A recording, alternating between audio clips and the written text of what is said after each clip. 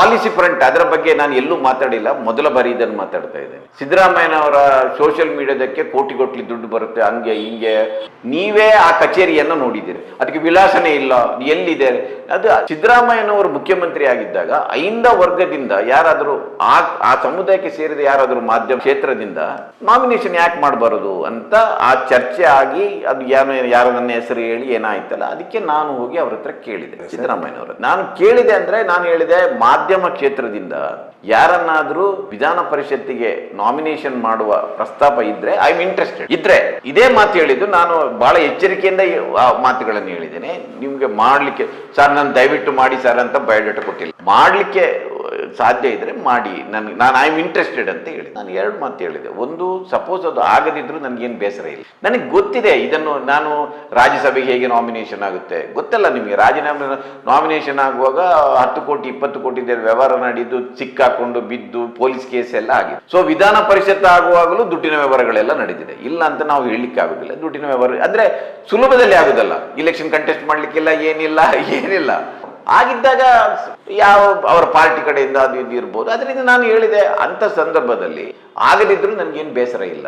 ಆಮೇಲೆ ಎರಡನೇ ಮಾತು ಏನು ಹೇಳಿದೆ ಅಂದರೆ, ಸಪೋಸ್ ನನಗೆ ನಾನು ನಿಮ್ಮನ್ನು ಬಿಟ್ಟು ಬೇರೆ ಯಾರ ಹತ್ರನೂ ಇದನ್ನು ಕೇಳಲಿಕ್ಕೆ ಹೋಗುದಿಲ್ಲ. ನನಗೆ ಕಾಂಗ್ರೆಸ್ನವರು ಎಲ್ಲ ನಾಯಕರು ಆಲ್ಮೋಸ್ಟ್ ನನ್ನ ಮುಖ ಪರಿಚಯ ಇದೆ, ಮತ್ತು ಬಹಳಷ್ಟು ನಾಯಕರು ನನಗೆ ಬಹಳ ಆತ್ಮೀಯರೂ ಇದ್ದಾರೆ, ಸಲಿಗೆಯನ್ನು ಮಾತಾಡುವ. ಈಗ ಮಲ್ಲಿಕಾರ್ಜುನ ಖರ್ಗೆ ಅವರಾಗಲಿ, ಶಿವಕುಮಾರ್ ಅವರಾಗಲಿ, ಸತೀಶ್ ಜಾರಕಿಹೊಳಿ ಅವರಾಗಲಿ, ಎಂ.ಬಿ. ಪಾಟೀಲ್ರಾಗಲಿ, ಯಾರಾದರೂ ಇನ್ನು ಕೇಳಿದ್ರೆ ಯಾಕಂದ್ರೆ ನಾನು ಸರ್ಕಾರದಲ್ಲಿ ಇದ್ದೆ, ಕೆಲವರು ನಾನು ಜರ್ನಲಿಸ್ಟ್ ಆದಾಗ ದಿನಗಳಿಂದ ನಾನು ಗೊತ್ತು, ಕೆಲವರಿಗೆ ಮಾಧ್ಯಮ ಸಲಹೆಗಾರನಾಗಿ ಗೊತ್ತು.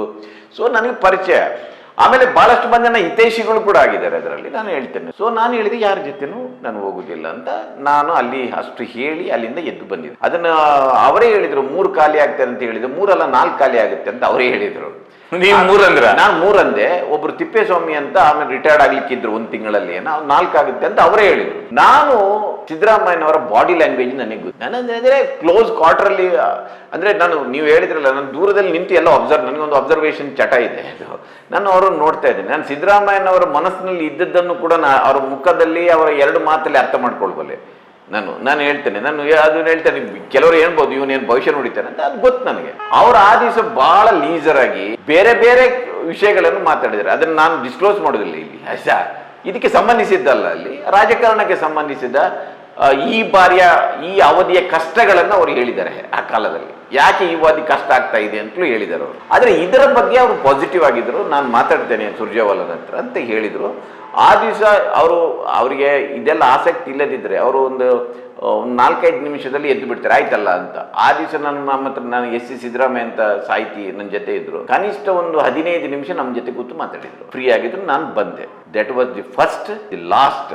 ಈ ವಿಷಯವನ್ನ ಅವ್ರ ಹತ್ರ ಪ್ರಸ್ತಾಪ ಮಾಡಿದ್ದು. ಅದರ ನಂತರ ಇಲ್ಲಿಯವರೆಗೆ ಅದು ಏನಾಯ್ತು, ಯಾಕಾಯ್ತು, ನೀವೇನಾದ್ರೂ ನನಗೆ ಹೆಲ್ಪ್ ಮಾಡಿ, ನನ್ನನ್ನು ಮರೆಬೇಡಿ, ಅವರ ಮನೆಗೆ ಹೋಗುದು, ಮುಖ ತೋರಿಸುದು, ಏನು ಮಾಡಿಲ್ಲ. ನಾನು ಆಮೇಲೆ ಅವರನ್ನು ಮೀಟ್ ಮಾಡಿದ್ದೇನೆ, ಇಲ್ಲ ಅಂತಲ್ಲ. ಉದಾಹರಣೆಗೆ ಲಾಸ್ಟ್ ಮೀಟ್ ಮಾಡಿದ್ದು ಆಗಸ್ಟ್ 15ರ ಒಂದು ಆಕಾಶವಾಣಿ ಮೆಸೇಜ್ ರೆಕಾರ್ಡಿಂಗ್ ಮಾಡಬೇಕಿತ್ತು, ಅದಕ್ಕೆ ಹೋಗಿದ್ದೆ. That was the last. ನಾನು ಇದಾದ ನಂತರ ಆಗ ಮಾತಾಡಿದ್ದೇನೆ. ಇದರ ಬಗ್ಗೆ ಮಾತಾಡಿಲ್ಲ, MLC ಬಗ್ಗೆ ಮಾತಾಡಲಿ, ನೆವರ್. ಅದು ಒಂದೇ ಸರಿ ನಾನು ಮಾತಾಡಿರೋದು, ಮತ್ತು ಅವ್ರು ಒಬ್ಬರ ಹತ್ರನೇ ಮಾತಾಡಿದ್ರು. ಬಹಳ ಮಂದಿ ಹೇಳಿದ್ರು ಅವ್ರಿಗೆ ಹೋಗಿ ಮುಖ ತೋರಿಸಿ ಅದು ಮಾಡಿ. ನಾನು ದಿನನಿತ್ಯ ಅವರ ಮೆಸೇಜ್ಗಳನ್ನು ನಾನೇ ಟ್ವೀಟ್ ಮಾಡೋದು, ಮತ್ತೊಂದು ಮಾಡೋದು. ಅವರಿಗೆ ಈಗ ಅವರು ಸಾರ್ವಜನಿಕ ಭಾಷಣದಲ್ಲಿ ಮಾತಾಡಿರೋದು ಏನು, ಮತ್ತು ಅವ್ರ ಟ್ವಿಟರ್ ಅಕೌಂಟ್ ಅಲ್ಲಿ ಬರೋದು ಏನಂದ್ರೆ ಗೊತ್ತಾಗುತ್ತಲ್ಲ ಅವರಿಗೆ. ನಾನು ಮಾಡಿದ್ದನ್ನು ಅದು ಓಕೆ ಆಗುತ್ತೆ, ಅದು ಹೋಗಿರುತ್ತೆ, ಅದರಿಂದ ಅವ್ರಿಗೆ ಗೊತ್ತಿರುತ್ತೆ.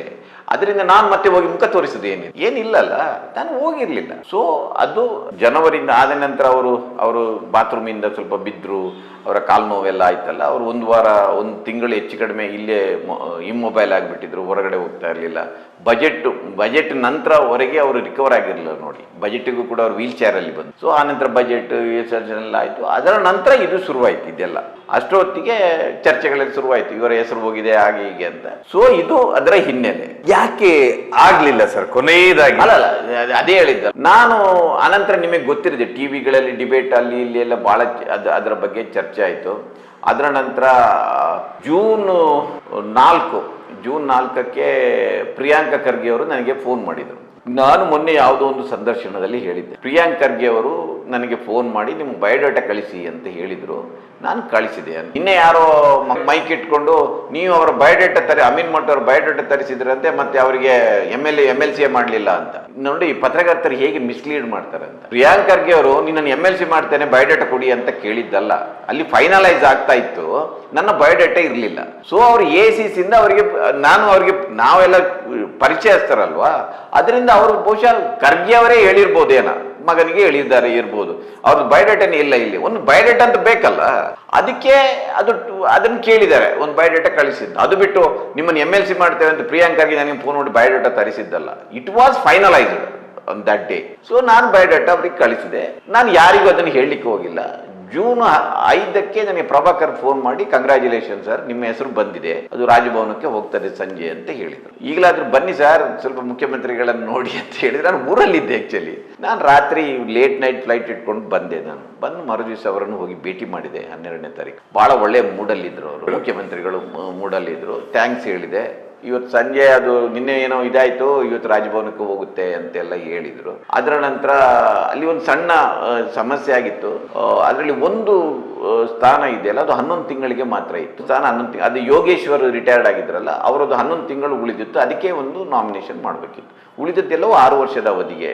ಅದೇನಾಗಿದೆ ಅಂದರೆ, ಮೊದಲ ಬಂದಾಗ ಈ ಯೋಗೇಶ್ವರ್ ಪ್ಲೇಸಿಗೆ ಅವರು ಆರ್ತಿ ಕೃಷ್ಣ ಹಾಕಿದ್ದಾರೆ, ಅಂದರೆ ಒಕ್ಕಲಿಗರ ಕೋಟ ಅಂತ ಹಾಕಿದ್ದಾರೆ, ಅವರಿಗೆ 11 ತಿಂಗಳಂತ ಹಾಕಿದ್ದಾರೆ. ರಮೇಶ್ ಬಾಬುಗೆ 6 ವರ್ಷ ಅಂತ ಇತ್ತು. ಮತ್ತು ನಾವು ಸಾಗರ್ ಮತ್ತು ನನ್ನ ಹೆಸರು, ಒಬ್ಬರದು ಮಲ್ಲಿಕಾರ್ಜುನ ಖರ್ಗೆ, ಸಿದ್ದರಾಮಯ್ಯನವರು ನನ್ನ ಹೆಸರು ಹೋಗಿತ್ತು. ಅದರಿಂದ ಉಳಿದದ್ದು ಸರಿ ಇತ್ತು, ಇದಾಯಿತು. ಆದರೆ ಇತಿಹಾಸ ಹೇಗಿರುತ್ತೆ ಅಂದರೆ, ನಾನು ಇದನ್ನು ಗೊತ್ತಿರೋದನ್ನು ಅಷ್ಟೇ ಹೇಳಿದ್ದೇನೆ.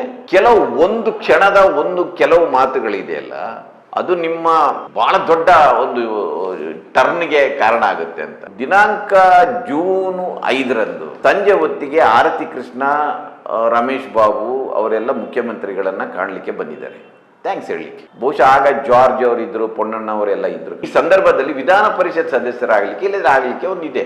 ಒಂದು, ಅವನು ಮಾನಸಿಕವಾಗಿ ಸ್ವಸ್ಥನಾಗಿರ್ಬೇಕು, ಅವನು ಇನ್ಸೇನ್ ಆಗಿರಬಾರದು, ಮತ್ತು ಅವನು ಇನ್ಸಾಲ್ವೆಂಟ್ ಆಗಿರಬಾರದು ಅಂತ, ದಿವಾಳಿ ಆಗಿರಬಾರದು, ಮತ್ತು ಅವನು ಆಫೀಸ್ ಆಫ್ ದಿ ಪ್ರಾಫಿಟ್ ಅಂತ ಸಂಸ್ಥೆಯಲ್ಲಿ ಅವನು ಅಂತ ಹುದ್ದೆಗಳಲ್ಲಿ ಇರಬಾರ್ದು. ಇನ್ಸಿಡೆಂಟ್ಲಿ ಏನಾಗಿದೆ ಅಂದ್ರೆ, ಆರತಿ ಕೃಷ್ಣ ಅವರು ಇದ್ದಾರಲ್ಲ, ಅವರು AICCI NRI ಸೆಲ್ನ ಘಟಕದ ಸಂಚಾಲಕರು ಏನಾಗಿದ್ರು, ಅವ್ರು ಬಹುಶಃ ನನ್ನ ಪ್ರಕಾರ ಅದು ಕ್ಯಾಬಿನೆಟ್ ರ್ಯಾಂಕ್ ಅದು. ಸೊ ಅದು ಆಫೀಸ್ ಆಫ್ ದಿ ಪ್ರಾಫಿಟ್ ಆಗುತ್ತೆ. ಸೊ ಅವರು ಅದನ್ನು ಕೇಳಿದ್ರಂತೆ, ಇದು ಏನ್ ಮಾಡೋದು ಸರ್ ಅಂತ. ಸಿದ್ದರಾಮಯ್ಯನವರು ನಮ್ಮ ಲೀಗಲ್ ಅಡ್ವೈಸರ್ ಪಕ್ಕದಲ್ಲಿ ಇದ್ರು ಕಾಣಬೇಕು, ಪೊನ್ನಣ್ಣವರು, ಅವ್ರಿಗೆ ಕೇಳಿದ್ರಂತೆ, ರಿಸೈನ್ ಮಾಡೋದು ಒಳ್ಳೇದು ಸರ್, ಆಮೇಲೆ ಬೇಕಾದ್ರೆ ಅಪಾಯಿಂಟ್ಮೆಂಟ್ ಮಾಡೋದು ಅಂತ ಇವ್ರಿಗೆ ಹೇಳಿದ್ದಾರೆ.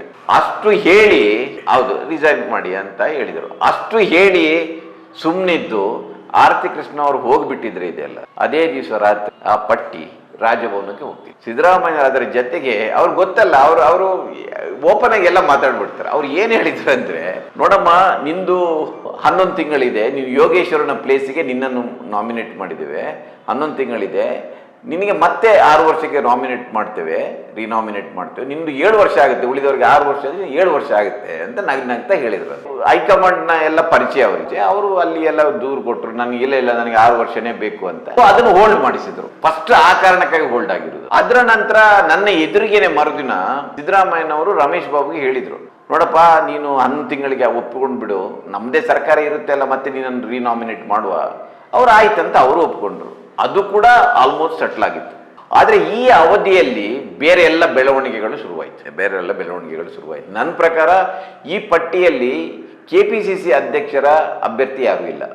ಆರತಿ ಕೃಷ್ಣ ಅವರು ಹೈಕಮಾಂಡ್ನ ಅಭ್ಯರ್ಥಿ, ಅವರು KPCC ಅಧ್ಯಕ್ಷರು, ಅವರದೊಂದು ಕ್ಯಾಂಡಿಡೇಟ್ ಇರ್ಬೇಕಂತ ಅವ್ರು ಬಯಸ್ತಾರೆ, ತಪ್ಪಲ್ಲ ಅದು. ರಮೇಶ್ ಬಾಬು ವಿರುದ್ಧ ಶುರುವಾಯಿತು. ಸ್ವಲ್ಪ KPCC ಅಲ್ಲಿ ಇದ್ದವರು, ಇಲ್ಲ ಅವ್ರು ಯಾಕೆ ಆಗಬೇಕು, ಪಕ್ಷದಲ್ಲಿ ದುಡಿದವರು ಇದ್ದಾರೆ, ಪಕ್ಷದವರಿಂದ ಮಾಡೋದಿದ್ರೆ ಅವರನ್ನೇ ಯಾಕೆ ಮಾಡಬೇಕು, ಅವರು JDS ಇಂದ ಬಂದವರು, ಅದು ಇದು ಎಲ್ಲ ಹೇಳಿ ಅದು ಹೋಲ್ಡ್ ಆಯಿತು. ಹೋಲ್ಡ್ ಆಗಿ ಆಚೆ ಈಚೆ ಹೋಗ್ತಾ ಇತ್ತು.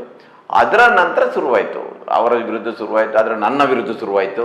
ಇವರನ್ನು ಯಾಕೆ ಮಾಡಬೇಕು, ಇವ್ರ ಪಕ್ಷಕ್ಕೆ ಇವರು ಏನು ದುಡಿದಿದ್ದಾರೆ, ಇವರು ಪಕ್ಷದವರಲ್ಲ, ಅದು ಇದೆಲ್ಲ ಶುರುವಾಯಿತು. ಅದು ಒಂದಷ್ಟು ದಿನ ಮುಂದುವರಿಯಿತು. ಆಗ ನಾನು ಇಲ್ಲಿ ಫೇಸ್ಬುಕ್ಕಲ್ಲಿ ಅಲ್ಲಿ ಎಲ್ಲ ಚರ್ಚೆ ಆಯಿತು, ಪ್ರಜಾವಾಣಿಯಲ್ಲಿ ಎಲ್ಲ ಬಂತು. ಏನು ಬಂತಂದರೆ, ನಾಮಿನೇಷನ್ ಹೇಗೆ ಆಗ್ತದೆ ಅಂತ. ಆರ್ಟಿಕಲ್ 173 ಏನು ಹೇಳುತ್ತೆ, ಅದನ್ನ ಬಹುಶಃ ಸಿದ್ದರಾಮಯ್ಯನವರು ಡೆಲ್ಲಿಗೆ ಹೋಗಿ ರಾಹುಲ್ ಗಾಂಧಿ ಹತ್ರ ಹೇಳಿದಾಗಲೂ ರಾಹುಲ್ ಗಾಂಧಿ ಪಕ್ಷದ ಕಾರ್ಯಕರ್ತರನ್ನು ಮಾಡಬೇಕೇನೋ ಒಂದು ಒತ್ತಡ ಇದೆ ಅಂತ ಏನೋ ಹೇಳಿದ್ರಂತೆ. ನಾನು ಐ ವಾಸ್ ನಾಟ್ ದೇರ್.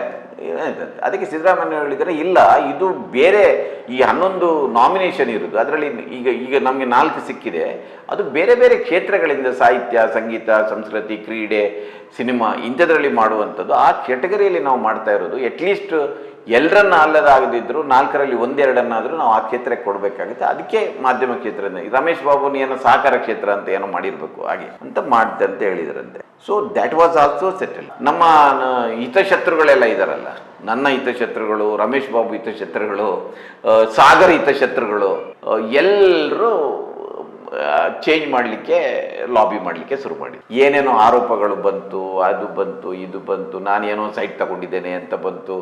ನಾನು ಈ ಸಂದರ್ಭದಲ್ಲಿ ಅದನ್ನು ಮತ್ತೆ ರಿಪೀಟ್ ಮಾಡಿದ್ರು ಪರವಾಗಿಲ್ಲ. ನಾನು 1997ರಲ್ಲಿ ತುಮಕೂರಲ್ಲಿ ರಿಪೋರ್ಟರ್ ಆಗಿದ್ದೆ, ಒಂದು ಸೈಟ್ ತಗೊಂಡಿದ್ದೆ, IDSMT ಸೈಟ್. ಅದರಲ್ಲಿ ಯಾವ ಕ್ಲಾಸಲ್ಲಿ ಕೂಡ ಅವನು ಅಲ್ಲಿಯ ಪರ್ಮನೆಂಟ್ ರೆಸಿಡೆಂಟ್ ಆಗಬೇಕು, ಅಲ್ಲಿ 15 ವರ್ಷ ಇರಬೇಕಂತ ಎಲ್ಲೂ ಇಲ್ಲ. ನನ್ನ ಹತ್ರ ಷರತ್ತುಗಳ ಪತ್ರ ಇದೆ.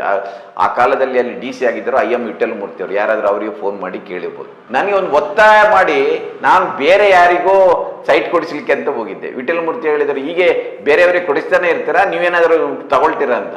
ಸರ್ ನಾನು ತುಮಕೂರಲ್ಲಿ ಎಲ್ಲಿ ಇರ್ತೇನೆ ಸರ್. ತುಮಕೂರಿನವ್ರು ಅಂತಲ್ಲ ರೀ, ಅರ್ಧ ಅಪ್ಲೈ ಮಾಡಿದ್ದವರು ಬೆಂಗಳೂರಿನವರೇ ಇದ್ದಾರೆ. ಅದಕ್ಕೆ ಹಾಕ್ಬಿಡಿ ನೀವು. ನಿಮ್ಮ ಸೇವಿಂಗ್ಸ್ ಏನಾದರೂ ಇದ್ರೆ ಒಂದು ಸೈಟಿಗೆ ಹಾಕೋದು ಒಳ್ಳೇದು, ನಿಮ್ಮ ಮಗಳಿಗೆ ಮುಂದೆ ಏನಾದರೂ ಅದರಿಂದ ಆಗುತ್ತೆ ಅಂತ. ಆ ರೀತಿ ನನಗೆ ಎನ್ಕರೇಜ್ ಮಾಡಿ ನಾನು ಅಪ್ಲೈ ಮಾಡಿದೆ. 37,000 ರೂಪಾಯಿ ಚಿಲ್ಲರೆ ಏನೋ ಕೊಟ್ಟಿರೋದು. ಅದು ಆನಂತರ ನಾನು ಡೆಲ್ಲಿಗೆ ಹೋಗಿ 21 ನಾನು ಹೆಚ್ಚು ಕಡಿಮೆ 13 ವರ್ಷ 14 ವರ್ಷ ಅಂತ ಬಂದರೆ ಅದು ಇಬ್ಬರಿಗೆ ಸೇಲ್ ಆಗ್ಬಿಟ್ಟು, ಅದನ್ನು ಮತ್ತೆ ರೀಕ್ಲೇಮ್ ಮಾಡಲಿಕ್ಕೆ ನಾನು ಮೊನ್ನೆ 2 ವರ್ಷಗಳ ಹಿಂದೆ ನನಗೆ ಅದು ಸಿಕ್ತು. ಅಷ್ಟು ಫೈಟ್ ಮಾಡಿದ್ದೇನೆ ಅದಕ್ಕೆ. ನನಗೆ ದುಡ್ಡಿನ ಕಾರಣಕ್ಕಾಗಿಲ್ಲ. ನನಗೆ ಯಾರು ಮೋಸ ಮಾಡಿದರೆ ನಾನು ತಡ್ಕೊಳ್ಲಿಕ್ಕೆ ಆಗೋದಿಲ್ಲ. ನನಗೆ ಅನ್ಯಾಯ ಮಾಡ್ತಾರಲ್ಲ ಇಂಥವ್ರು ಅಂತ ನಾನು ಆಗ ಅಲ್ಲಿ ಕೇಳಿ ಅಲ್ಲಿ 3 ಮಂದಿ 4 ಮಂದಿ DC-ಗಳಂತ ಜಗಳ ಮಾಡಿದ್ದೇನೆ. ಅವ್ರು ಹೇಳಿದ್ರು, ನಿಮಗೆ ಅಲ್ಲಿ ಸೈಟ್ ಕೊಡಿಸ್ತೇವೆ, ಇಲ್ಲಿ ಸೈಟ್ ಕೊಡ್ತೇವೆ. ನನಗೆ ಬೇಡ, ನನಗೆ ಇದು ಅನ್ಯಾಯ ಆಗಬಾರ್ದು, ನನಗೆ ಸೈಟ್ ಅದೇ ಬೇಕು ಅಂತ. ನಾನು ಆ ರೀತಿ ಹೋರಾಟ ಮಾಡಿ ಆ ಸೈಟನ್ನು ಉಳಿಸ್ಕೊಂಡಿದ್ದೇನೆ. ಅದು ಮೊನ್ನೆ ಮಾರಾಟ ಮಾಡಿದ್ದೇನೆ ನಾನು. ಅದಕ್ಕೆ ಸುಮ್ಮನೆ ಅದೇನು ಅದು ಟೂಡದ್ದಲ್ಲ, ಅದು IDSMT ಅಂತ, integrated development of small and medium town ಅಂತ. ಈಗ ಅದು ಒಂದು IDSMT ಅಂತ ಸೆಂಟ್ರಲ್ ಗೌರ್ಮೆಂಟ್ ಒಂದು ಸ್ಕೀಮ್ ಇದೆ, integrated development of small and medium town ಅಂತ. ಅದು ಟೂಡಕ್ಕೆ ಸಂಬಂಧಿಸಿದ್ದಲ್ಲ, ಅಂದರೆ ಅರ್ಬನ್ ಡೆವಲಪ್ಮೆಂಟ್ ಅಥಾರಿಟಿಗೆ ಸಂಬಂಧಿಸಿದಲ್ಲ. ಅದನ್ನು ಸೈಟಿಗೆ ಅಪ್ಲೈ ಮಾಡಬೇಕಾದ್ರೆ ಅವರು 15 ವರ್ಷ ಆ ಟೌನಲ್ಲಿ ಇರಬೇಕೇನೋ ಯಾವ ಷರತ್ತು ಇಲ್ಲ, ಯಾರಾದರೂ ಮಾಡ್ಬೋದು. ಅವರೇ ಹೇಳಿದರು, ಅರ್ಧದಷ್ಟು ಬೆಂಗಳೂರಿನವರೇ ಮಾಡಿದ್ದಾರೆ. ಈಗ ಅಲ್ಲಿ ಹೋಗಿ ಬಡಾವಣೆಗೆ ನೋಡಿದರೆ ಅದರಲ್ಲಿ ಅರ್ಧದಷ್ಟು ಬೆಂಗಳೂರು ಬೇರೆ ಸಿಟಿಗಳಲ್ಲಿ ಅಪ್ಲೈ ಮಾಡಿದವರು ಇದ್ದಾರೆ, ಮನೆ ಕಟ್ಕೊಂಡು ಆರಾಮಾಗಿದ್ದಾರೆ. ಅದನ್ನು ನಮ್ಮ ಟಿವಿನವ್ರಿಗೆ ಗೊತ್ತು, ಅದನ್ನು ಏನೋ ದೊಡ್ಡ ಸ್ಕ್ಯಾಂಡಲ್ ಆಗಿದೆ. ನಾನು ನೋಡಿ 2004ರಲ್ಲಿ ಈ ಸಂದರ್ಭದಲ್ಲಿ ಹೇಳಬೇಕು, 2002 ಅಂದರೆ 4 ಅಂತಲ್ಲ, 2002-3 SM ಕೃಷ್ಣ ಇದ್ದಾಗ ಜಿ ಕೆಟಗರಿಯಲ್ಲಿ BDAದಿಂದ 64 ಮಂದಿ ಪತ್ರಕರ್ತರಿಗೆ ಸೈಟ್ ಕೊಟ್ಟರು. ಎಲ್ಲಿ? HSR ಲೇಔಟಲ್ಲಿ.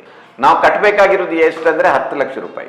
ನನ್ನ ಲಿಸ್ಟ್ ಮುಖ್ಯಮಂತ್ರಿಗಳ ಪಟ್ಟಿಯಲ್ಲಿ ಇರಲಿಲ್ಲ. ಅಂದರೆ ನಾನು ಅದನ್ನು ಪ್ರಶ್ನೆ ಮಾಡ್ತೇನೆ ಅಂತ ನನಗೆ ಹೇಳಿಲ್ಲ. ಆದರೆ BDA ಕಚೇರಿಯಲ್ಲಿದ್ದ ಒಬ್ಬರು ಅವ್ರು ನನಗೆ ಫೋನ್ ಮಾಡಿ ಹೇಳಿದ್ರು. ನಾನಾಗ ಕಾಲಮ್ಗಳ ಮೂಲಕ ನಾನು ಭಾಳ ಪಾಪ್ಯುಲರ್ ಒಬ್ಬ ಕಾಲಮಿಸ್ಟ್. ನಾನು ಯಾರ್ಯಾರದ್ದೆಲ್ಲ ಹೆಸರಿದೆ ಸರ್ ಅದರಲ್ಲಿ, ನಿಮ್ಮ ಹೆಸರೇ ಇಲ್ಲ ಯಾಕೆ ಅಂತ ನಾನು ಹೇಳಿದೆ. ನನಗೆ ಯಾಕೆ ಬೇಕು ಸರ್, ಅದು ನನ್ನ ದುಡ್ಡೂ ಇಲ್ಲ ಅಷ್ಟು, ಮತ್ತು ಆ ವಿಶೇಷ ಕೆಟಗರಿಯಲ್ಲಿ ತಗೊಳ್ಳೋದು ನನ್ನ ಆತ್ಮಸಾಕ್ಷಿ ಒಪ್ಪುವುದಿಲ್ಲ ಅದು ಅಂತ ಎಲ್ಲ ಹೇಳಿದೆ. 10 ಲಕ್ಷ ಕೊಡ್ಲಿಕ್ಕಿತ್ತು. ನಾನು ಆಮೇಲೆ ತಗೊಳ್ಳಿಲ್ಲ. ಅದರ ಮಜಾ ಬೇರೆ ಇದೆ. ಅಂದರೆ ಇದು ಗೊತ್ತಾದ ಕೂಡಲೇ ನಾನು ತುಮಕೂರಿನೊಬ್ಬರ ಸ್ನೇಹಿತರು ನನಗೆ ಫೋನ್ ಮಾಡಿ ಹೇಳಿದರು, ನೀವು ರಿಜೆಕ್ಟ್ ಮಾಡಿದ್ದೀರಂತೆ. ಅವ್ರಿಗೆ ಹೇಳಿದರು, ನೋಡ್ರಿ ಆ ಸೈಟಿಗೆ ಯಾರಾದ್ರೂ ಕಣ್ಣು ಮುಚ್ಚಿ 20 ಲಕ್ಷ ಕೊಡ್ತಾರೆ, ನಾನೇ ಬೇಕಾದ್ರೆ ಯಾರಿಗಾದ್ರೂ ಹೇಳ್ತೇನೆ, 20 ಲಕ್ಷ ತಗೊಂಡು ಅಲಾಟ್ಮೆಂಟ್ ಲೆಟರ್ ಕೊಟ್ಬಿಡಿ, 10 ಲಕ್ಷ ನಿಮಗೆ ಉಳಿತೆ ಅಂತ ಹೇಳಿದರು. ಅಷ್ಟು ಬೇಗ BDAದಲ್ಲಿ ಯಾರೋ ಒಬ್ಬ ನನಗೆ ಹೇಳಿದ್ದು ಅವರಿಗೆ ಸುದ್ದಿ ಮುಟ್ಟಿದೆ. ಅವ್ರು ಯಾರೇ ನಮ್ಗೆ ವ್ಯವಸ್ಥೆ ಮಾಡಿ. ಸೊ ಭಾಳ ಮಂದಿ, ಕೆಲವರು 2 ಸೈಟ್ ತಗೊಂಡಿದ್ದಾರೆ. ಇವತ್ತು ನೀವು HSR ಲೇಔಟಲ್ಲಿ 60-40 ಸೈಟಿಗೆ ಎಷ್ಟು ರೇಟ್ ಇದೆ? ಈಗ ಒಂದು 5-6 ಕೋಟಿ 5-6 ಕೋಟಿ ಇರ್ಬೋದಾ? ನಾನು ಮನಸ್ಸು ಮಾಡಿದ್ರೆ ಆಗ್ಲೇ ಒಂದು ಸೈಟ್ ತಗೊಳ್ಬೋದು. ನಾನು ತಗೊಳ್ಳಿಲ್ಲ. ನಾನು ಯಾಕೆ ತಗೊಳ್ಳಿಲ್ಲ ಅಂತ ಹೇಳ್ತೇನೆ. ಯಾವುದೋ ಒಂದು ಗವರ್ಮೆಂಟ್ ಸ್ಕೀಮಿನ ಒಂದು ಸೈಟ್ ನಾನು ತಗೊಂಡಿದ್ದೇನೆ, ಅದು 37,000 ರೂಪಾಯಿದೆ ಸೈಟ್. ಅದರಿಂದ ನಾನು ಇಲ್ಲಿಯವರೆಗೆ BDAಗೆ ಅಪ್ಲೈ ಮಾಡಿಲ್ಲ. ನಾನು 2012ರಲ್ಲಿ ದೇವರಾಜ ಅರಸು ಪ್ರಶಸ್ತಿ, ರಾಜ್ಯ ಪ್ರಶಸ್ತಿ ಅದು ನನಗೆ ಕೊಟ್ಟಿದ್ರು. ನನಗೆ ಅದು ಹೇಳ್ತೇನೆ, ಕಾಂಗ್ರೆಸ್ನವರು ಇದಲ್ಲ, BJP ಕಾಲದಲ್ಲಿ ಕೊಟ್ಟಿದ್ರು. ಆ ರೀತಿ ರಾಜ್ಯ ಪ್ರಶಸ್ತಿ ತಗೊಂಡವರಿಗೆ ಅವರಿಗೆ ಜಿ ಕ್ಯಾಟಗರಿ ಎಲ್ಲ ಇಲ್ಲದೇ ಇದ್ರು ಕೂಡ ಅವರು ಸ್ಟ್ರೈಟ್ ಆಗಿ ಅಪ್ಲೈ ಮಾಡಿದ್ರೆ ಅವರಿಗೆ ಸೈಟ್ ಅಲಾಟ್ ಆಗ್ತಾ ಇತ್ತು. ಆಯ್ತಾ, ದುಡ್ಡು ಕಟ್ಟಲಿಕ್ಕೆ ಇತ್ತು, ಸ್ಟ್ರೈಟ್ ಆಗಿ ಅವ್ರು ಕ್ಯೂನಲ್ಲಿ ನಿಲ್ಬೇಕಾಗಿರ್ಲಿಲ್ಲ. ಅಂಥದ್ದೊಂದು ಪ್ರೊವಿಷನ್ ಏನೋ ಇತ್ತು. ನಾನು ತಗೊಂಡು ಇಲ್ಲಿಯವರೆಗೂ ನನಗೆ ಎಲ್ಲೂ ಕೂಡ ಗೌರ್ಮೆಂಟ್ನ ಸೈಟ್ ತಗೊಂಡಿಲ್ಲ ನಾನು. ಅದು ಒಂದು ಬಿಟ್ರೆ ನಾನು ಆ ರೀತಿಯ ಒಂದು ನಿಷ್ಠೆಯಿಂದ ಕೆಲಸ ಮಾಡಿದವು. ಅದು ಒಂದು ಬಂತು. ಅದರ ನಂತರ ಏನು ಪಾಲಿಸಿ ಫ್ರಂಟ್, ಅದರ ಬಗ್ಗೆ ನಾನು ಎಲ್ಲೂ ಮಾತಾಡಿಲ್ಲ, ಮೊದಲ ಬಾರಿ ಇದನ್ನು ಮಾತಾಡ್ತಾ ಇದ್ದೇನೆ. ಸಿದ್ದರಾಮಯ್ಯನವರ ಸೋಷಿಯಲ್ ಮೀಡಿಯಾದಕ್ಕೆ ಕೋಟಿ ದುಡ್ಡು ಬರುತ್ತೆ, ಹಂಗೆ ಹಿಂಗೆ. ಈಗ ನೀವು ಯೂಟ್ಯೂಬರ್, ನೀವೇ ಆ ಕಚೇರಿಯನ್ನು ನೋಡಿದ್ದೀರಿ, ಅದಕ್ಕೆ ವಿಳಾಸನೇ ಇಲ್ಲ, ಎಲ್ಲಿದೆ ಅದು. ನಾವು ಅದಕ್ಕೆ ಯಾಕೆ ಯಾರೋ ಹೇಳಿದ್ದೇನೆ ಅಂತ ಉತ್ತರ ಕೊಡ್ಬೇಕಂತ ನಾವು ಸುಮ್ಮನೆ ಇದ್ದೇನೆ. ನನ್ನದೊಂದು ಚಾಲೆಂಜ್ ಇದೆ, ಯಾರಾದ್ರೂ ನೀವೆಲ್ಲ ಮಾಡ್ಬೇಕಾದ್ರೆ ಎರಡು ಬೇಡ. ಇಲ್ಲಿಯವರೆಗೆ ಇನ್ಫಾರ್ಮೇಶನ್ ಡಿಪಾರ್ಟ್ಮೆಂಟ್ ಮತ್ತು MCA ಅಂತ ಇದೆ, ಅವರು ಸೋಷಿಯಲ್ ಮೀಡಿಯಾಕ್ಕೆ ಯಾವ ಯಾವ ಏಜೆನ್ಸಿಗೆ ಅವ್ರು ಕೊಟ್ಟಿದ್ದಾರೆ ವರ್ಕ್ಗಳನ್ನ ಅಂತ ಒಂದು ಪಟ್ಟಿ ತೆಗೆದು ರಿಲೀಸ್ ಮಾಡಲಿ. ಆಯ್ತಾ, ಎಲ್ಲರ ಕಾಲದಲ್ಲೂ ಕೂಡ ಇನ್ಫಾರ್ಮೇಶನ್ ಡಿಪಾರ್ಟ್ಮೆಂಟ್ ಮಾಡ್ತೇನೆ, ಸರ್ಕಾರದ ಬೇರೆ ಬೇರೆ ಇಲಾಖೆಗಳ ಸಾಧನೆಗಳ ಬಗ್ಗೆ ಸೋಷಿಯಲ್ ಮೀಡಿಯಾದ ಮೂಲಕ ಅದನ್ನು ಪ್ರಚಾರ ಮಾಡಲಿಕ್ಕೆ ಬೇರೆ ಬೇರೆ ಏಜೆನ್ಸಿಗಳಿಗೆ ಅದರ ವರ್ಕ್ ಕೊಡ್ತಾರೆ. ಆ ವರ್ಕ್ ಕೊಟ್ಟು, ಈಗ ನೀವು ಒಂದು 3 ನಿಮಿಷದ, ನಿಮಗೆ ಗೊತ್ತಿದೆ 3 ನಿಮಿಷದ ವಿಡಿಯೋ ಆದ್ರೆ ಇಷ್ಟು ರೇಟ್ ಅಂತ ಇರುತ್ತೆ, ಅದ್ರ ಕಂಡೀಷನ್ ಮೇಲೆ ಕೊಡ್ತಾರೆ. ಅದನ್ನ ಪಾಲಿಸಿ ಫ್ರಂಟ್ ಎನ್ನುವ ಸಂಸ್ಥೆ ಅದನ್ನು ತಗೊಂಡು ಅದರಲ್ಲಿ ಕೆಲಸ ಮಾಡುವವರು ನನ್ಗೆ ಗೊತ್ತಿದ್ದ ಹುಡುಗರು. ನಾನು ಹೇಳ್ತೀನಿ, ಅವ್ರು ಗೊತ್ತಿದ್ದ ನನಗೆ ಹುಡುಗರು, ಅವರ ಅದನ್ನು ಎಲ್ಲ ಕಾನೂನು ಪ್ರಕಾರ ಆ ಪ್ರಾಜೆಕ್ಟ್ ಅನ್ನು ತಗೊಂಡಿದ್ದಾರೆ. ನಾನು ಮೀಡಿಯಾ ಅಡ್ವೈಸರ್ ಆಗಿದ್ದಾಗ 2013ರಿಂದ 17 ಇರುವಾಗ 14ರ ನಂತರ ಸಂಸ್ಥೆಗೆ ಅದು ಇನ್ಫಾರ್ಮೇಶನ್ ಡಿಪಾರ್ಟ್ಮೆಂಟ್ ಕೊಟ್ಟಿದ್ದು. ಆಗ್ಲೇ 2018 ತಿಂಗಳಿಗೆ 50 60 ಲಕ್ಷ ಇದೆಯಾ. ಅದರ ನಂತರದ